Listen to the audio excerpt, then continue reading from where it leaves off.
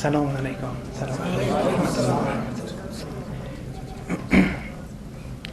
Bismillah ar-Rahman ar-Rahim. All praises are Allah's, Lord of the worlds, and may His peace and blessings be upon our Master, Holy Prophet Muhammad, and His pure, immaculate Ahlul Bayt.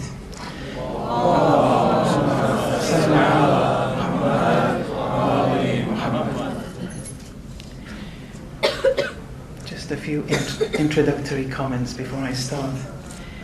Inshallah, from tomorrow night, we'll have the Q&A. You've been very patient up to now. I had to go through a number of lectures before we start the Q&A. Otherwise, it would have been quite premature to start the Q&A before I actually finish or reach a certain point. Now, I see many new faces today. I think you're going to have a very difficult time to maybe catch up with, because you've just entered the middle of something quite complex. But I'll do my best to sort of cover most areas. Okay. So the theme is that of Raj'at, returning. We said there are 6 different types of Raj'at. 3 were exoteric, 3 were esoteric. During the last 3 nights, we've been covering one of the exoteric types of Raj'at, where some or most theologians believe that after the coming of the 12th Imam, the purely righteous and the purely evil will return in physical bodily form. And that's what we've been speaking about up to now.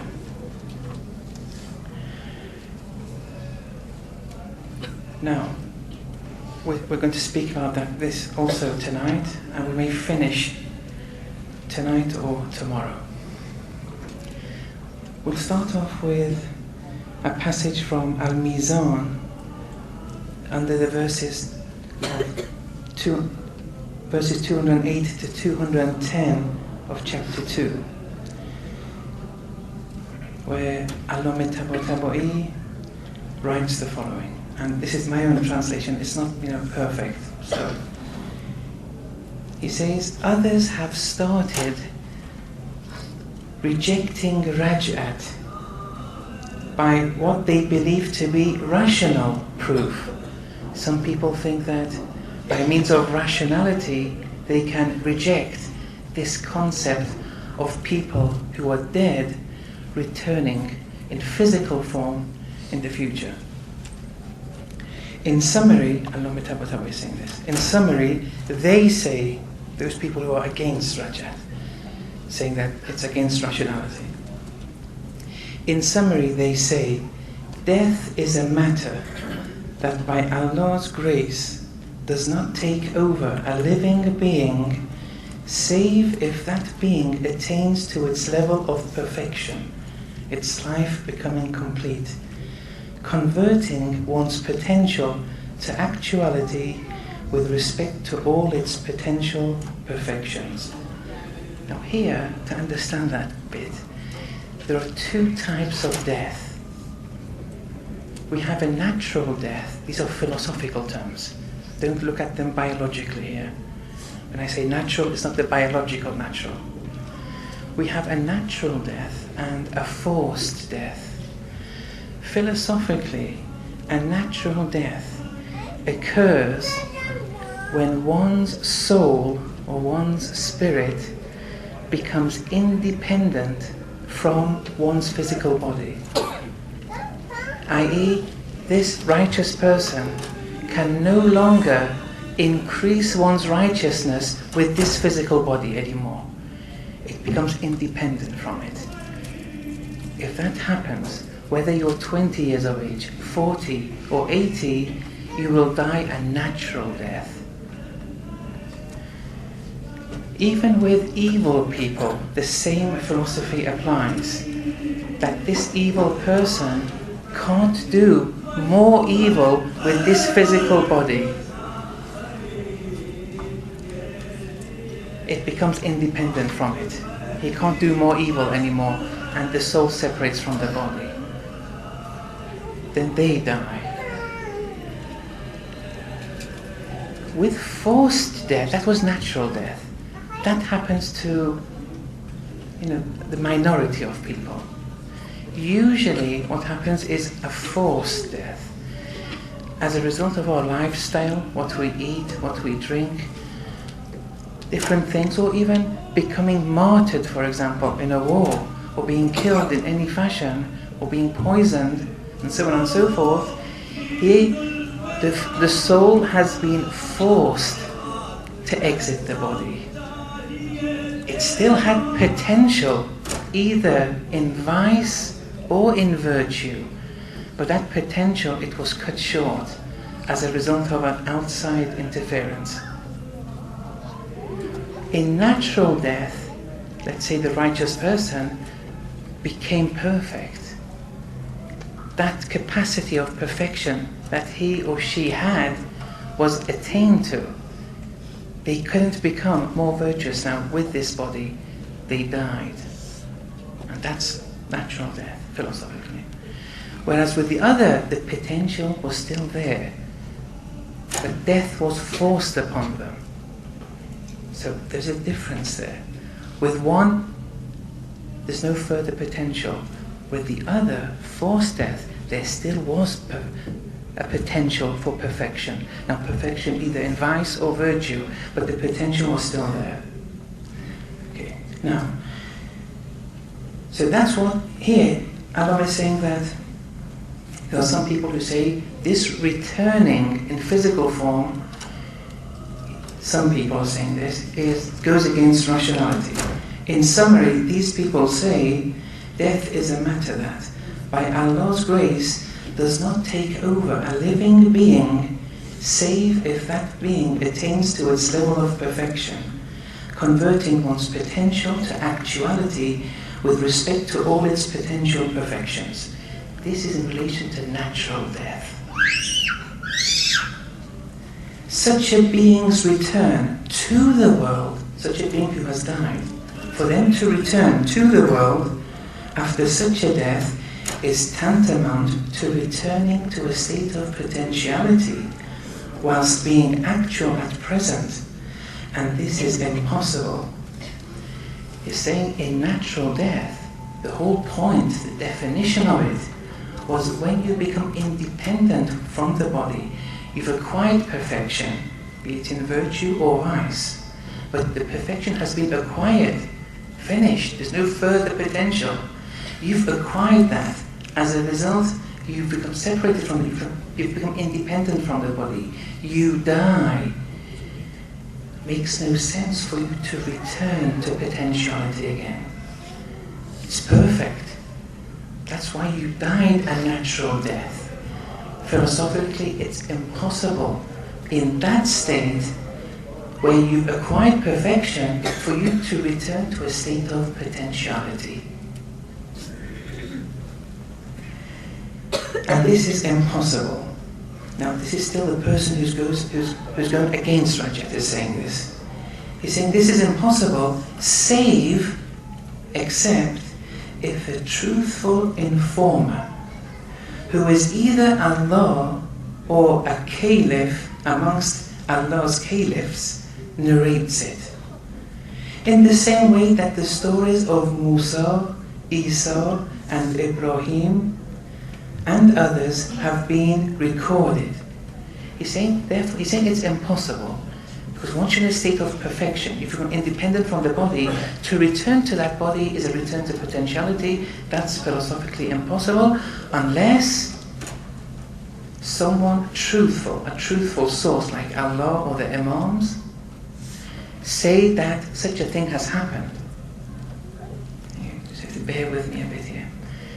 Like in the stories of the Quran, when Prophet Musa, salam, those people who wanted to flee the war, they went, Allah said, Mutu, died, they all died, a moment later they all came back to life. Since Allah said that, then it's possible then. because someone like Allah has said so. Or the story of Isa alayhi salam. So a child died, he came, revived the child.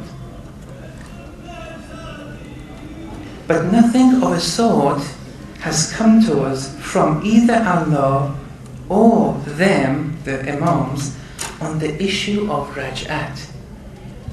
He's saying on the issue of Raj'at, though, we don't have anything, either from Allah or the Imams. That which the proponents of Raj'at adhere to are incomplete and deficient, evidence-wise. So we don't have anything. In relation to Prophet Musa, Isa, there was something, but here we don't have anything now. So it's impossible. Then that was the statement of those who are against Raj'at. Now Allama Tabatabai wants to continue. Before he answers, he just wants to say something else. What they're doing, those who are opponents of Raj'at. Hence, Allama Tabatabai, these are his words now, from himself. Hence, they then started, the opponents, started weakening the traditions of the Ahlul Bayt, deeming them weak and inauthentic. And they didn't even abandon rejecting accurate traditions or inaccurate ones. They started weakening all the traditions on Raj'at, saying they don't have enough evidence. This poor person, Allama says, who's the words of the person who we started off with, this poor person does not understand that were this rational proof complete, that which he started off with refutes that which follows. You can't say something is rationally impossible and then say, unless someone says, Allah or the Imam say the opposite. If something is rationally impossible, it takes no exceptions. You can't have any exceptions. Makes no sense for you to say this 2 + 2 = 5 is rationally impossible unless Amirul Mu'mineen says so. It has no exceptions. It's impossible. Things which are rationally impossible take no exceptions. So, yes. Now, Allama continues, that which is essentially impossible takes no exceptions, so that with the narration from a truthful source, the once impossible matter becomes possible. Does it make sense? It's refuting the argument of the opponent of Raj'at. Verily, the narrator, on giving rise to an impossible matter, cannot be truthful. The person who's narrated such a thing, after you've established something is rationally impossible, if a narrator comes and says it's possible, you know that narrator can't be saying the truth. Assuming he is truthful in his narrations, it becomes obligatory to interpret it esoterically, out of necessity, to that which is possible. You have to interpret it differently now. Assuming that Allah says such a thing, and it's guaranteed that Allah always says the truth, but you know it's rationally impossible, you have to interpret it in a different way. But you can't stick to the rationally impossible. Like when one informs you that 1 is not half of 2, or that all truthful people are at the same time liars per se. Whoever tells you that, you can't accept, whoever it is. And let's say the source is truthful 100%, it has to be interpreted in another way, not the prima facie meaning. Then Allama Tabatabai now wants to attack in another way. That which they said, in that it is impossible for something to reach its actuality from potentiality and then return to a potential state second time round, is true. He's saying, look, one part of their argument is true and we accept it. The fact that when something reaches perfection, in this case, if someone dies a natural death, becomes independent from the body now. He's acquired perfection. That's what natural death is, becoming independent from the body. Then the soul becomes independent. And that independence arises as a result of attaining to perfection. Now, for such an entity to reach perfection, after being potential, reaching perfection, for it to return to potentiality, this is impossible. And what I was saying, this much of what they're saying is true. If you like, the major premise of their argument is true. However, the minor premise is unacceptable. And the minor premise is that Raj'at in Raj'at we have such a scenario, that people who acquire perfection, they return to that state of potentiality. This, Al-Lama says, no.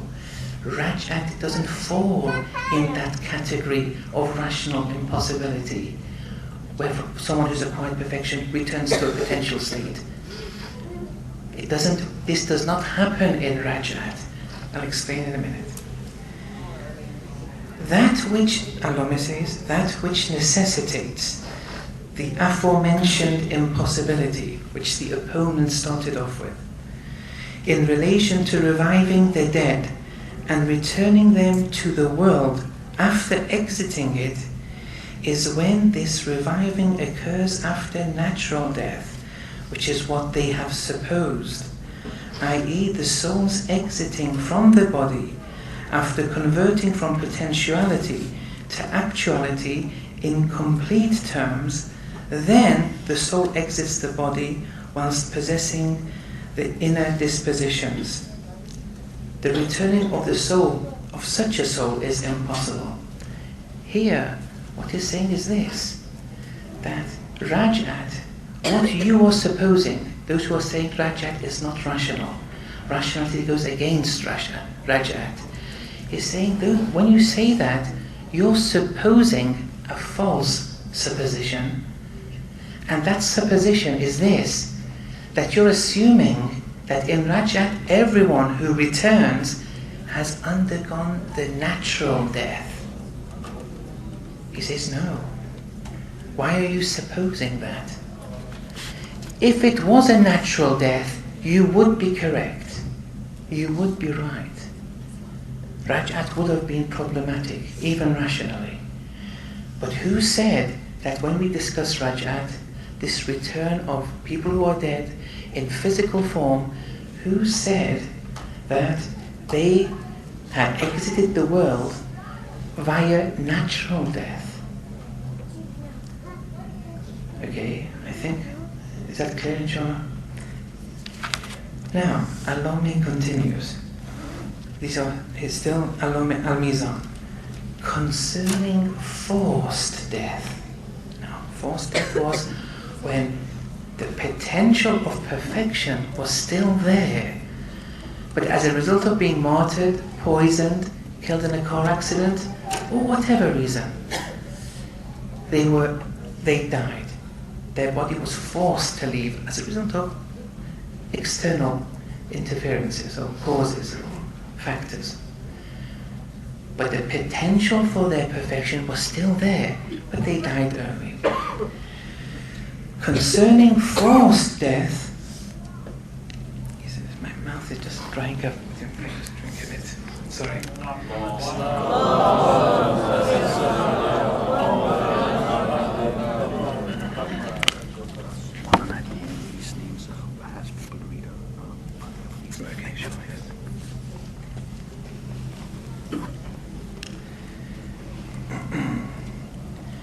Concerning forced death, though, which forced death is an unnatural cause, like death or illness, this would not necessitate any impediment in relation to the return to the world after forced death. After all, it's feasible that the person can be ready for further perfection at another future time after exiting this world first time round, for reasons of unnatural death. there was still room for further perfection. In the previous case, there was no room for further perfection. Here, since there was room for further perfection, it is possible to return in a physical form. There's no impediment there. For reasons, and so after dying, becoming revived again, one can acquire that further perfection which one is ready towards second time round. There's no philosophical impediment anymore. With the first there was a problem. Or it's feasible that the actual acquisition for further perfection, now this is indirectly maybe in relation to Prophet Uzair, which we discussed a bit last night, a very important few lines here. Or it's feasible that the actual acquisition for further perfection be conditional upon residing in Barzakh for a period of time, i.e., for such a person, after dying and residing in Barzakh, constitutes the means of their acquiring perfection, and so they return to the world to acquire it. Their residency, residing in Barzakh, is a route to them returning to acquire further perfection. So they return it. In both of the last two scenarios, the issue of Raj'at and returning to the world is permissible and does not necessitate any impossible feature, because the potential was there for perfection. Okay. There, that's Al-Mizan. Now, these are my words of other passages of Al-Mizan. Here, Allame Tabatabai then goes on to explain that although the traditions on Raj'at, mostly, if not all, they're all solitary reports. They're all khabar wahid.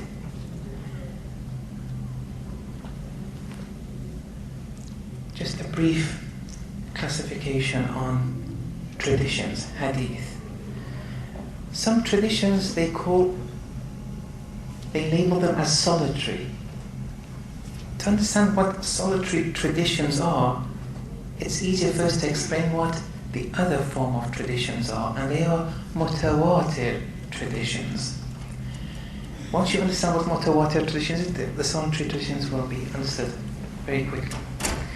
In mutawatir traditions, these are traditions that have been repeated a lot, and the sequence of the transmitters are uninterrupted, and there are successive, multiple, reliable narrators involved. So we have many traditions. In all the traditions, for example, from at one point X says it's narrated from Y, who narrated from Z, who narrated from A, who narrated from B, who narrated from C, who narrated from, let's say, an Imam. Okay, this A, B, C, all these are uninterrupted. We know who they are. There are many traditions with the same meaning, with the same wording, from a number of different but successive, multiple, reliable narrators, all saying the same thing. And they're so multiple in number that it's logically impossible, probability-wise, for all of them to, assemble to fabricate a lie, for it to be false. You have certainty that this is true now. They are mutawatir traditions. I'm not sure of a translation for them, but if anyone has any, they can help me out. Anything which does not lead to this certainty, i.e., the number of reliable transmitters haven't reached the threshold, anything which won't lead a tradition to be deemed mutawatir is called a solitary tradition, khabar wahid. I mean, it's sometimes called a single report, single tradition, but that can be can confuse matters. The name isn't that. which is single, it may make you think of other things. Anything which doesn't lead to that certainty, as mutawatir traditions, is called a solitary report, a solitary tradition. Solitary traditions in Islamic doctrine, solitary traditions per se can never be proof. You can never extrapolate proof. You can never extrapolate Islamic doctrinal issues through solitary traditions alone, unless those solitary traditions are supported with external evidences to such a degree that it becomes appended to mutawatir. For example, it's compatible with other definitive traditions, or with other rational proofs. It has a support. They themselves alone won't suffice. But if they're supported, if they're furnished, if they're linked to an external evidence, it can constitute a source of proof in Islamic doctrine. In fiqh, things are different. In fiqh, solitary reports, even without that support, there is room for, it's quite flexible. But with Islamic doctrine, you can't use solitary reports alone. Now, Al-Mutawatir here says, although the traditions on Raj'at are khabar wahid, they're all solitary reports, there does exist tawatur in meaning. Remember the mutawatir traditions, well, there are many traditions now, but they all use the same wording. Okay, we don't have those either in relation to Raj'at. They're all solitary traditions, but we have so many traditions on Raj'at, over 600. And these 600 traditions, they do convey tawatur in meaning.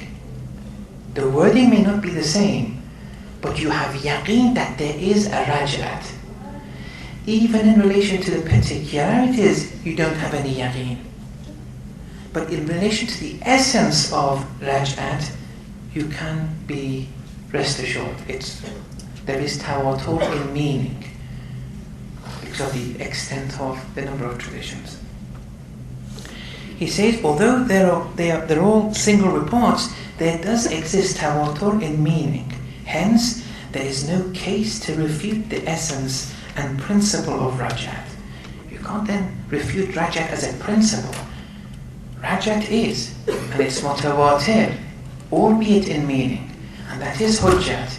We can use it. Not necessarily what type of Raj'at yet. Not necessarily the particularities. No, there's no tawatur in meaning there either. But as a principle, it does exist. And that's why the members of opposing schools had always considered it as one of the specific beliefs of the Shia school from the very beginning. Raj'at was always a belief of the Shia. And so, refuting the single reports, those solitary traditions, refuting them here and there, does not enable one to refute or deny the tawatur of meaning. Just because all the traditions are solitary, there's none of them that are mutawatir. Since there is tawatur in meaning, just because you can refute all the solitary traditions, and solitary traditions can't act as proof, it doesn't mean you can reject Raj'at as a principle because we have tawatur in meaning. You may be able even to reject a particular form of Raj'at, but not Raj'at per se. And then he says, in addition to this, there are verses of the Quran, chapter 2, 214, and chapter 27, verse 83, that prove the essence of Raj'at without doubt. The principle, the essence of Raj'at, not any particular form of Raj'at yet.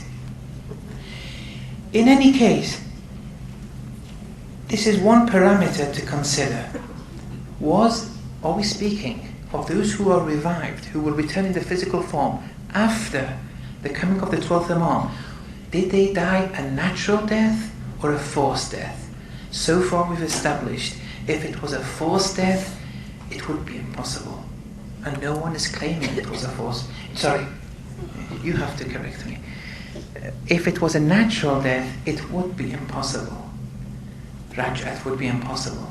But if it was a forced death, there's no impediment for someone becoming revived after years and years in the future. So that's one point that we have to take in mind. Another parameter which is important, okay, the person who is revived after a period of time, he had died a forced death. The question is, the status of the body, has it decomposed biologically, or is the body still intact biologically? Now this is the next issue which we touched upon last night.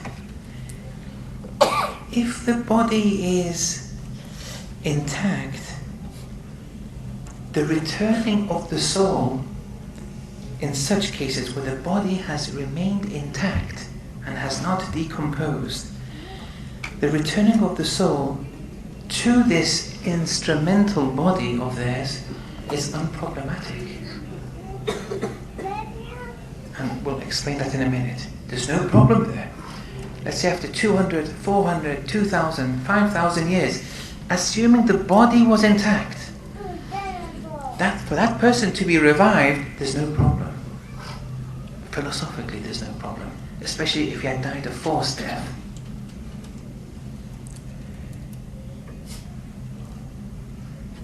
But if he had undergone a natural death, it still would have been a problem for the reasons we stated before. But what if the body had decomposed? It's become dust now, earth.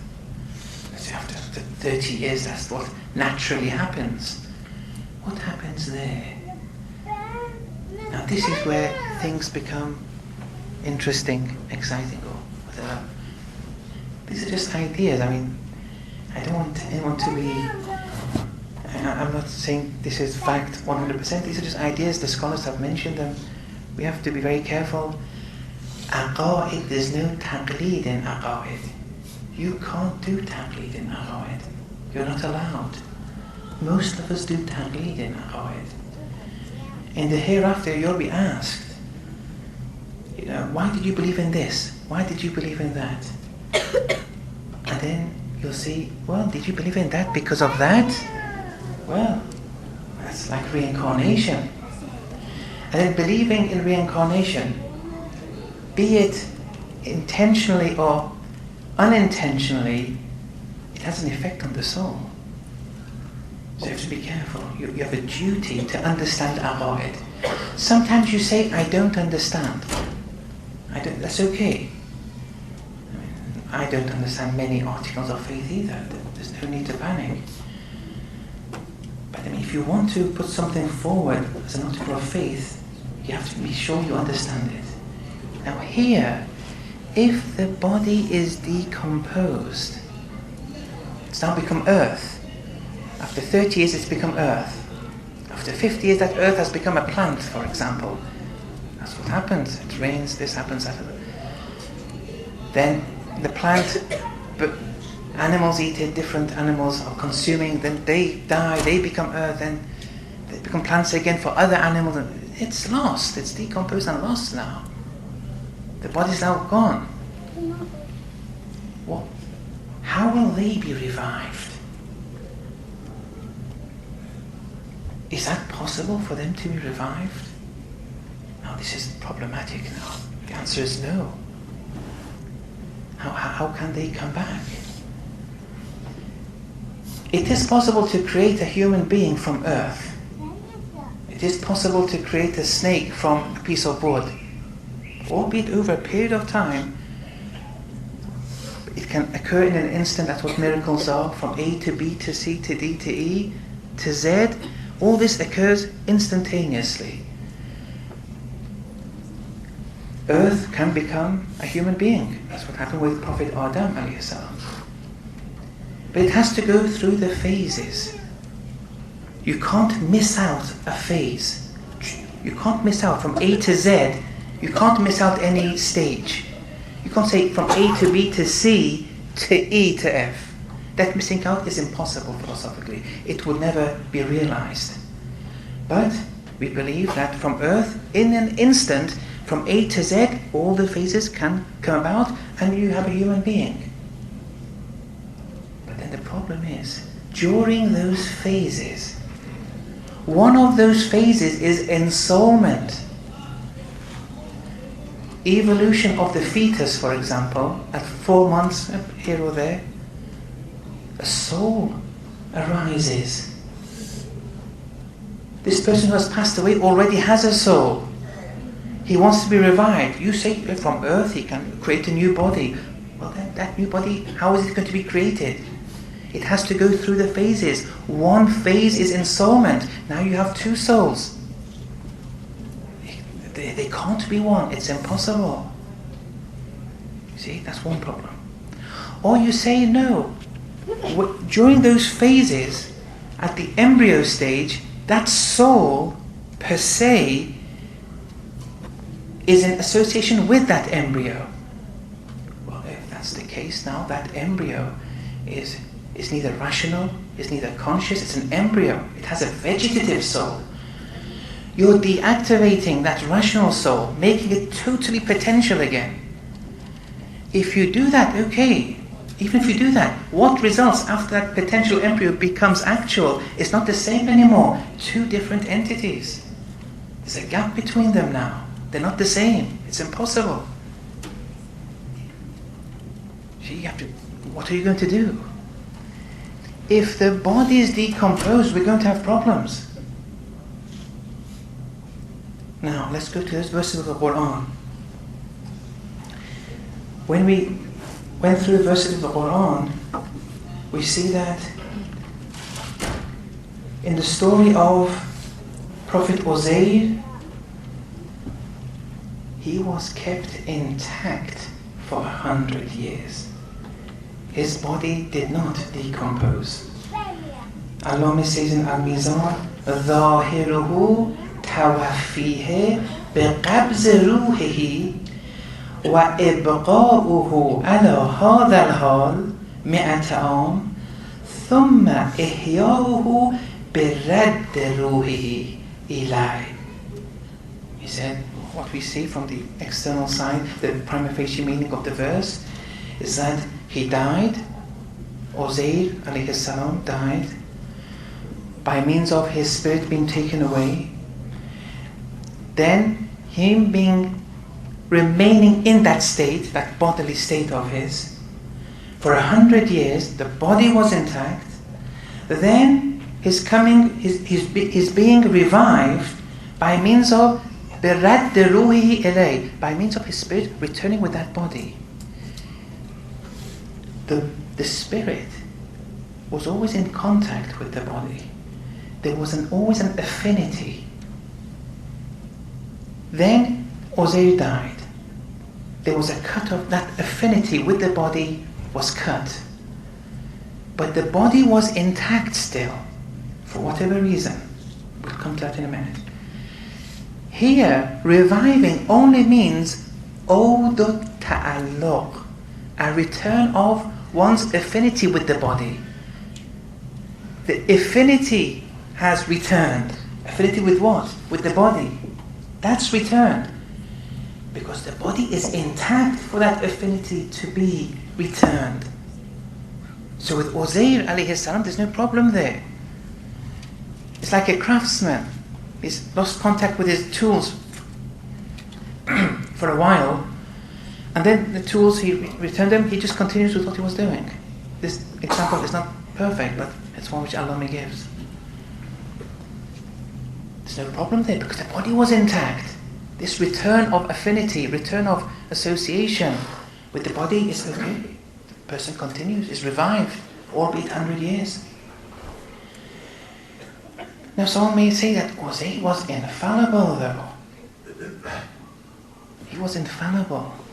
If he had died, wouldn't it have been a natural death where he had reached a state of perfection? Because he was perfect. So how could he come back? Well, perfection has many degrees to it. Some scholars say it was sometimes with the imams too, this applies. Their perfection in guidance was cut. All the imams, they were either killed or poisoned. None of them governed except two. And that was cut short too. That perfection that they were due, that they could acquire, guidance-wise, the same may apply to Uzair. And before we said, sometimes Allah brings about a forced death, makes residency in Barzakh as a means for one then to come to accumulate more perfection. So there are many different ways this can be explained in relation to Prophet Uzair.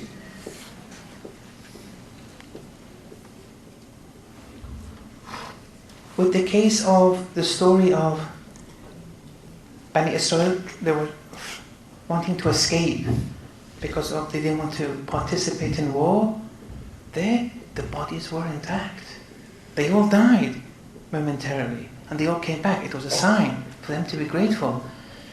But the bodies were intact. The bodies weren't decomposed, so there's no problem there. The story of Prophet Isa alayhi salam reviving the dead was still alive. It was still, the body was intact. When Prophet Isa, we don't have a case where Prophet Isa would come to a body which has been decomposed and say, now come alive, and the same person, we don't have such a story. The story of Noah's son, Sam, who had died many thousand years before, and Prophet Isa made him revive, and we have the traditions, that was Noah's son. His body was intact. Why was his body intact? Whoever does 40 consecutive ghusl, 40 every Friday, 40 consecutive Fridays, the Friday prayer ghusl, the body will be intact. We have traditions on that. Now, maybe before there were other ways of having that.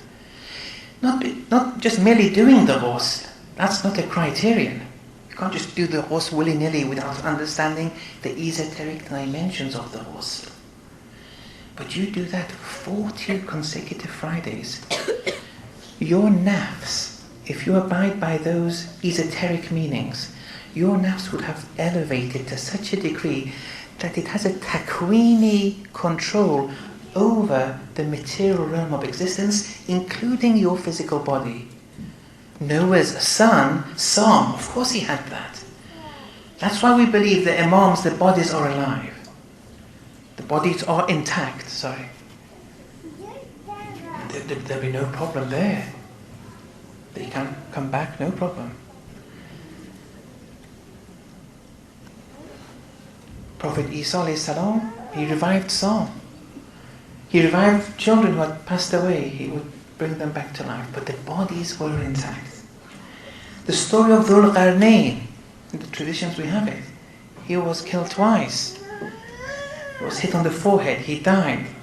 He was revived again after a period of time. He was hit on the head again, he died. He was revived after a period of time. These are all possible. The body was intact though. Ashab al-Kahf, the same can be used. The same thing. The bodies were intact with Ashab al-Kahf. But with Ashab al-Kahf, the companions of the cave, whether they were asleep or they died, there are some differences. Some say they were asleep, some say they were dead. وَهُمْ رُغُودٌ. It doesn't matter here for now, but let's say, assuming they were dead, still the bodies were intact. And then they came back to life. Now,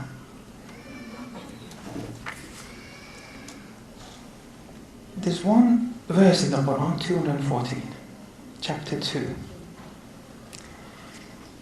where Allah says, Am hasibtum an tadkhulul jannah. Do you suppose that you will enter paradise? وَلَمَّا يَأْتِكُمْ مَثَلُ الَّذِينَ خَلَوْا مِنْ قَبْلِكُمْ. And the like of that which has occurred to those before you hasn't come to you yet. And you think you'll enter paradise? When things which have happened to ummahs previous to you hasn't come to you yet. Remember the verse yesterday, the tradition, where the Holy Prophet said that whatever has happened to previous ummahs, and some traditions, whatever has happened to Bani Israel will happen to the ummah of our Prophet from dot to dot. Whatever happened there will happen to this ummah. Here, some people say, well, let me first quote what Allama Tabatabai says. He reads this tradition, this verse, and Allama says, and one of the occurrences which happened in the previous ummahs is the event of Raj'at and the reviving of the dead that arose in the time of Ibrahim, Musa, Isa, and Uzair, and Irmiyah, and others. And this must be realized in this ummah. Uzair, we've gone through. Some people say it wasn't Prophet Uzair, it was a righteous servant of Allah by the name of Irmiyah. We've gone over. Then he says Isa, we've gone over the examples of Isa too. That was a kind of Raj'at too, no problem. It will happen one day here. Musa, we've gone through that. But then Allah says Ibrahim alayhi salam. This is something really interesting now. Because what was the incident at the time of Ibrahim alayhi salam? And believe me, I tried to really find an instance where, and maybe someone can tell me, but where Ibrahim revived humans. But I couldn't find anything. Probably killing Ismail. The fact that they did not kill him because when he was about to kill Ismail, it's not killing Ismail, it's killing Prophet Muhammad and Imam Ali and all the progeny of Ismail. And he was really wanted to kill him. But then Allah said, فَدَيْنَاهُ بِذَبْحٍ عَظِيمٍ. Yes, but there's no Raj'at then. No one's being revived. Someone has to be dead for Raj'at to qualify. Anyway, what the story is the 4 birds. Now they're animals though. The 4 birds. Because he believes, Allah believes, that the story of the 4 birds, that those 4 birds were killed, the fleshes were blended, grinded, blended, mixed up, everything. Then he went to one mountain, he put a bit of flesh on one mountain, went to the east, west, 4 mountains, and he called them, and then this is a common understanding, Allama accepts it, Ayatollah Jawadi accepts it too, that the same birds were revived. If you recall, yes? I thought their bodies had to be intact. You thought the bodies were still intact? Yeah, were the birds? No, they were grinded, blended. If they were intact, it would help a lot, and maybe they were, I don't know. But the common understanding is they were totally grinded and blended. I mean, you couldn't even recognize them. However, Imam Khomeini said, and students of Ayatollah Hassan Zadeh have said this, but I can't attribute it to Ayatollah Hassan Zadeh, that if those birds were to be revived physically, it would not be the same birds as the original birds.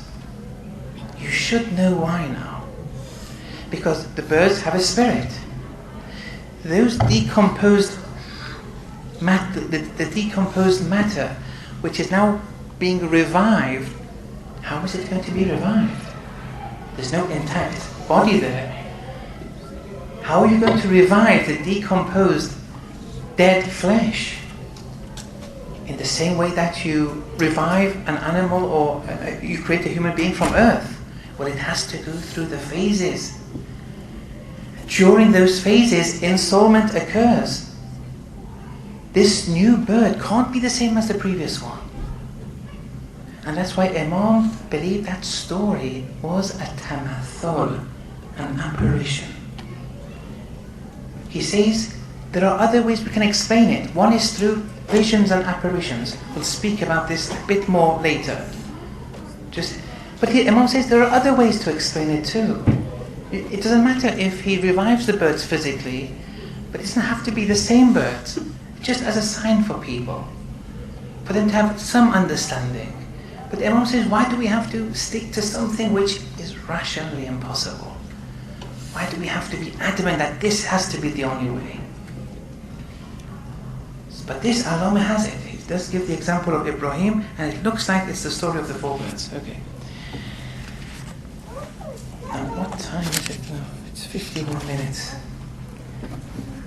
Shall I speak? I have the words of Musibat to read. Can you take another 20 minutes? Or a bit too much, I think. Yeah, it's okay. I'll stop that, yes. Sheikh, I think according to plan we have to do Musibat, inshallah. Yes, I'll do Musibat, yes.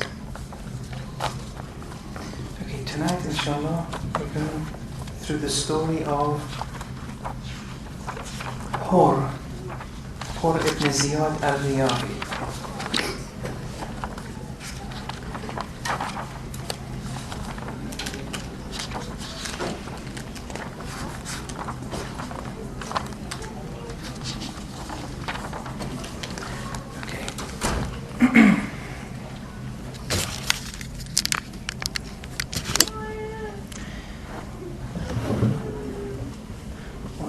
I'll read this first, inshallah, so we may not be able to read. Please recite the Fatiha for the following. The handwriting is very difficult too. Ishtiqaq Ali, then something I can't read. Najneen Begum, Shadman Farhad, Wajid Ali, Rajn Afshan, Rajri Aha Shabir Hussein Anas, I think. Anis. If you recite the Fatiha and then I'll do the Bismillah ar-Rahman ar-Rahim.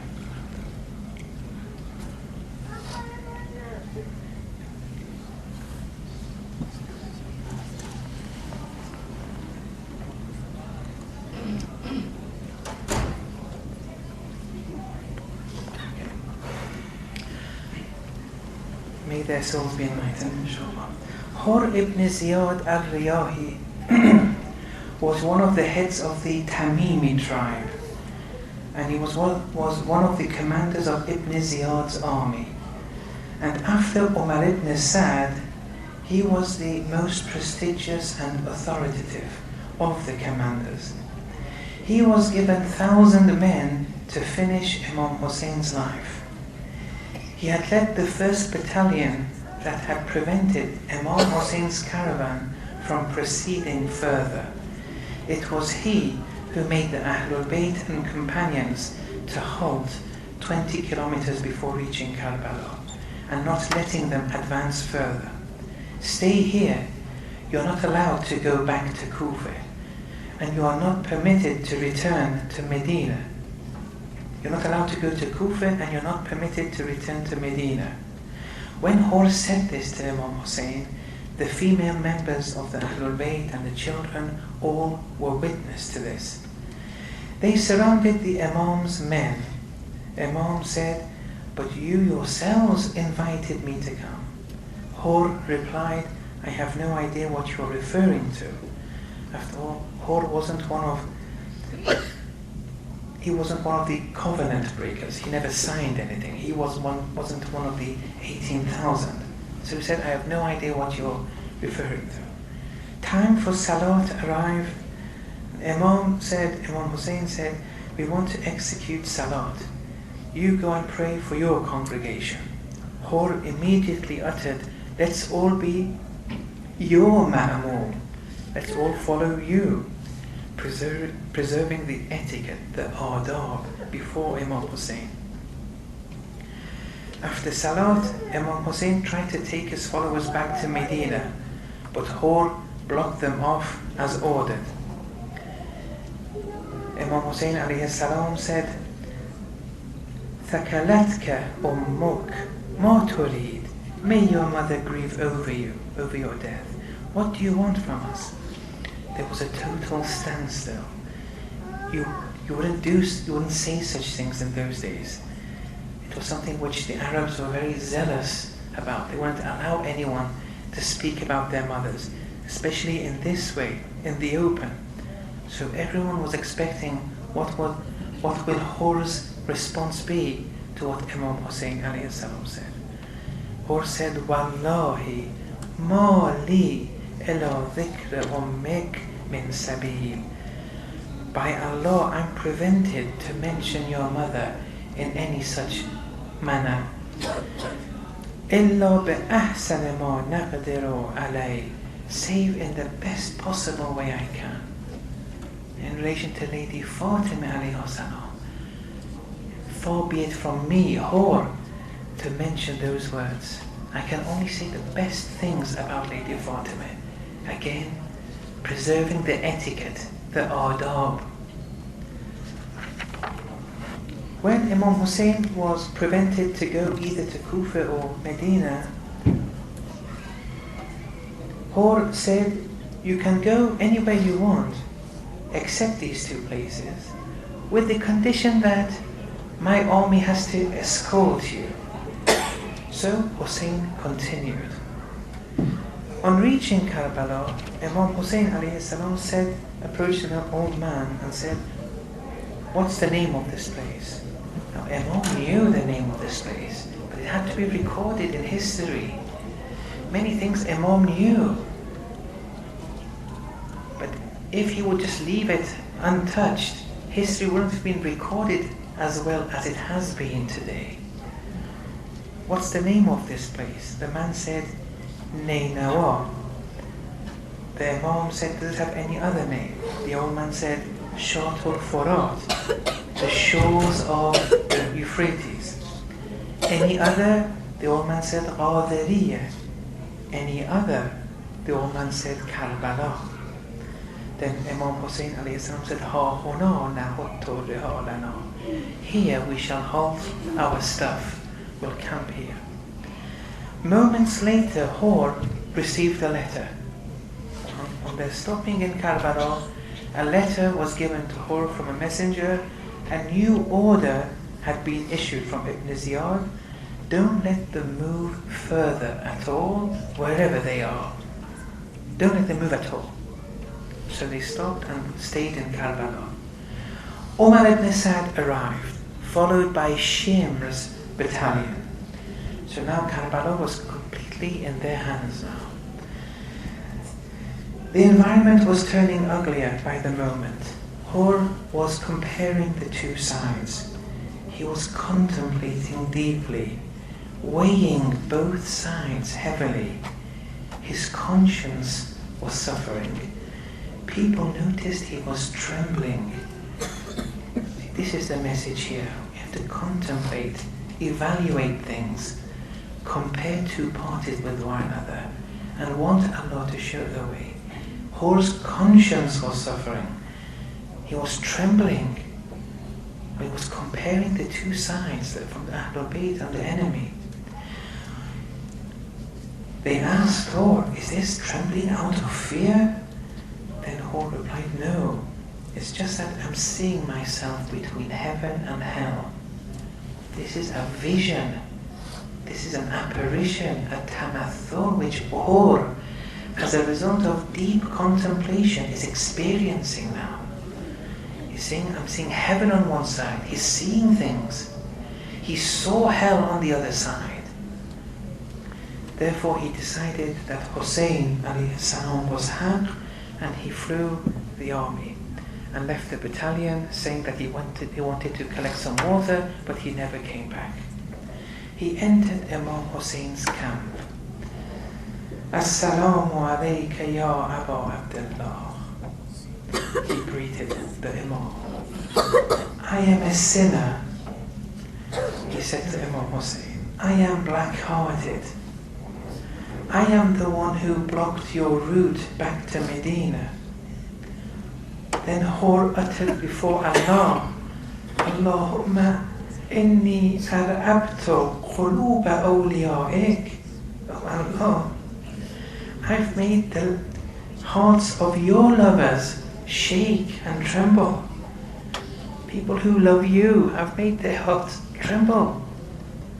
I've scared them. Forgive me, O Lord, he said. Then Hur turned to Hussein alayhi salam and said, Master, I request that I want to repent for my past actions. How can I compensate for what I've done? I'm ready to spill my blood for your cause. But please first tell me, is my repentance accepted? The answer came, of course it is. How can the doors to Allah's mercy be closed? Allah's doors are always open for everyone. You repent, Allah will accept. So allow me to go and fight, Hur continued. Imam Hussein alayhi salam, when Hur said he wants to go and fight immediately, insisted that no, why go now? Come and sit down, have a rest, come and eat something, and then you can go later. Hur kept on refusing. Maybe he didn't want to encounter the female members or the children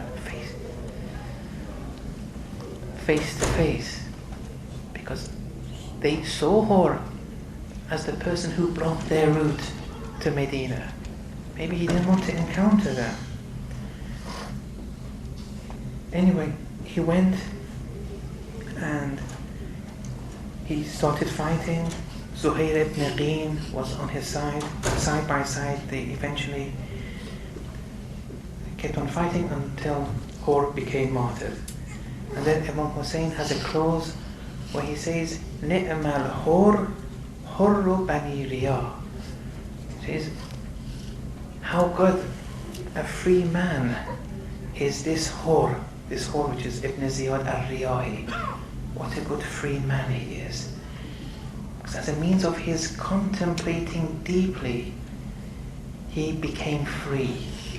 And that's what true freedom is, when you're allowed to think and contemplate without, any interferences from the outside.